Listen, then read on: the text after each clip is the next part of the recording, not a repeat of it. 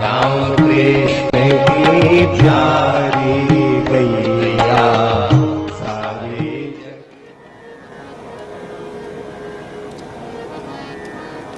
आज मार्गशीर्ष मास की पहली तिथि है, प्रतिपदा है।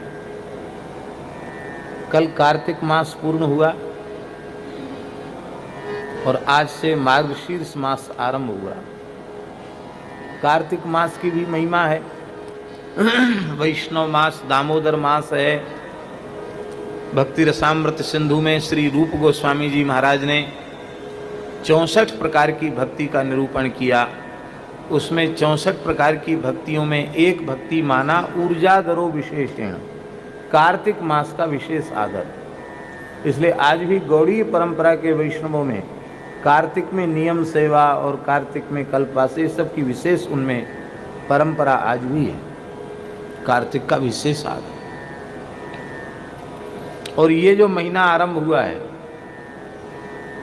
ये तो साक्षात भगवान का स्वरूप ही है। श्रीमद् भगवद गीता में भगवान ने मासानाम मार्गशीर्षोहम ऋतूनाम कुसुमाकरः, मैं महीनों में मार्गशीर्ष मास हूं।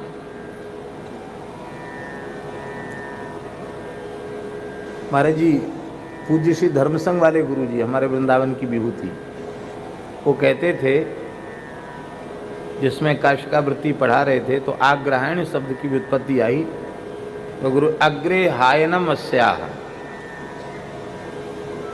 कहते हैं कि किसी काल में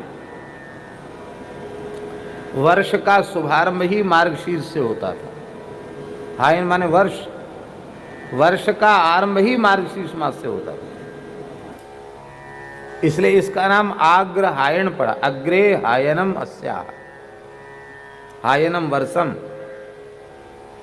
कहते थे युधिष्ठिर के शासन काल तक मार्गशीर्ष मास से ही वर्ष का आरंभ होता चला आया।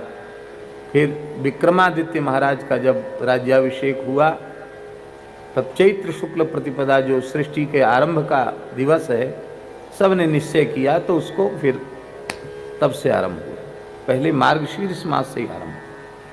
मार्गशीर्ष मास को भगवान ने अपनी विभूति कहा। और ब्रज की कुमारी कन्याओं ने इस महीने में ही श्री कृष्ण को पति रूप से पाने का अनुष्ठान किया। इसलिए सुखदेव जी आरंभ ही यहां से कर रहे हैं।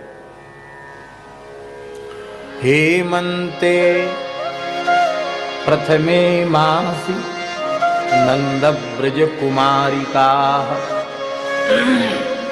चेरुर्हविष्यं भुञ्जाना कात्यायन्यर्चनं व्रतम्।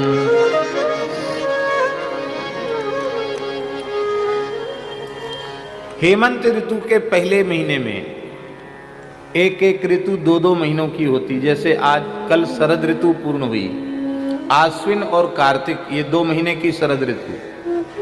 ठीक इसी प्रकार से शरद के बाद हेमंत ऋतु आती है, अगहन और पूष, इन 2 महीनों की हेमंत ऋतु।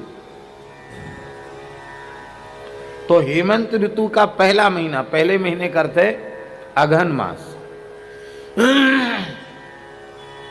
इसमें नंद ब्रज की कुमारिकाओं ने, जो 5-6 वर्ष की बालिकाएं थीं, कुमारिका थी, उन्होंने हविष्यासन करते हुए ब्रह्मवेला में यमुना स्नान पूर्वक भगवती कात्यायनी का पूजन किया।